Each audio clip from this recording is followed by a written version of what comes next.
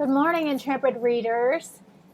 I've got like 7 minutes before I have to take my car to the mechanic, so this is going to be a quick recap of my blog from this past weekend, which was titled The Mystery of Competition, and it was inspired by my laundry folding on Sunday. As you guys know, I generally I can't sit down ever.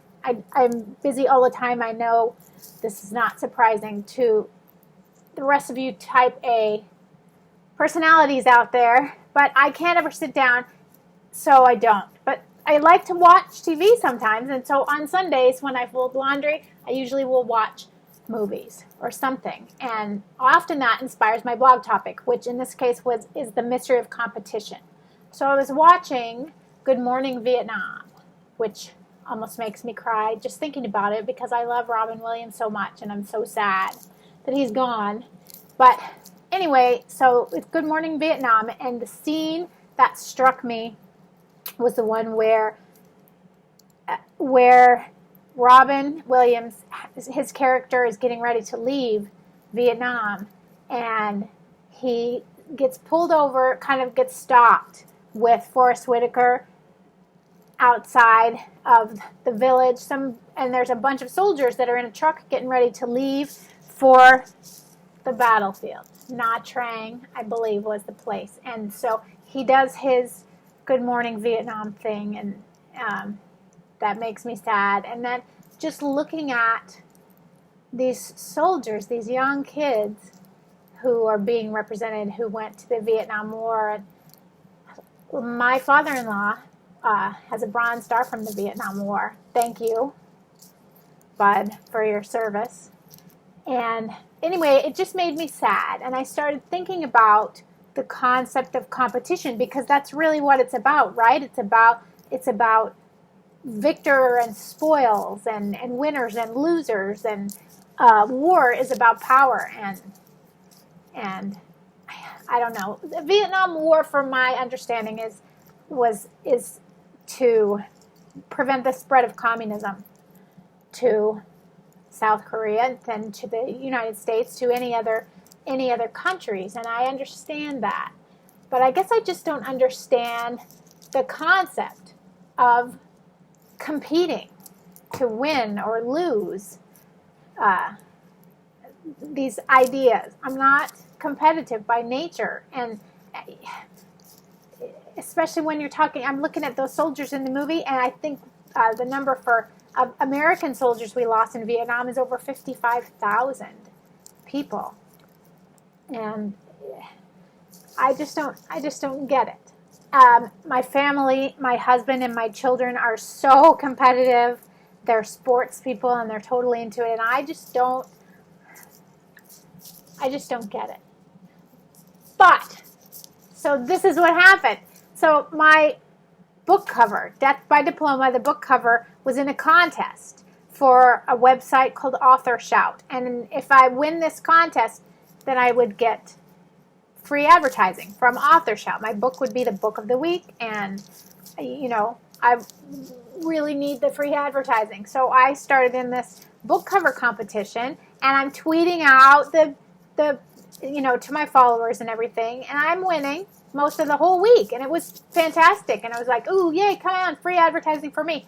And the end of the week came around, I got up on a Saturday morning, and the number 2 position was all of a sudden in number 1 position, and she was like 11 votes ahead of me, and I lost it.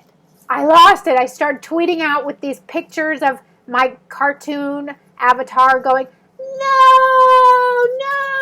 and help me win this contest. And I just went crazy. And here I am spouting off about my pacifist, non-competitive nature, and it comes to this contest, and I got so competitive that it was ridiculous.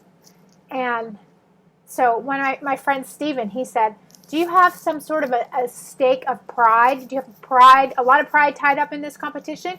And I said, no, I couldn't care less about winning or losing this competition, except in the idea that I get free advertising. And you all know authors unless they are Stephen King or Dean Koontz, it's hard to make a living as a writer, and to make a good living as a writer, it's really hard. And so I'm not.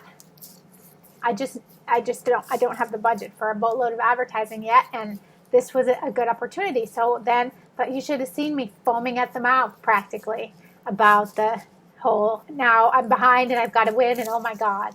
And so, I mean, I guess I can see trying to expand that in terms of something on a competition on a much larger scale, like a war, and our country's system, our country's freedom. I mean, that's a big contest, and I get the competitiveness, but I just feel like there should be a better way to work things out. If you have differing ideas, there should be a better way of working things out than killing a bunch of people to do it. And I don't get it. And I can look at the contest I just was in and appreciate the moment of my competition, or of my competitive nature, like coming out to the forefront. I can appreciate it, but not really. I think we ought to work harder at all getting along better.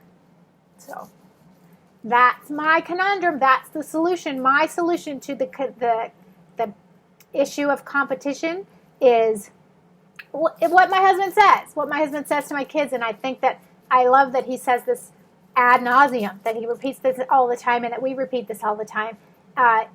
It's not about the winning or losing. It's about how you play the game and giving 100%. And as long as you're giving 100% to whatever you do, then things will work out the way they're supposed to work out.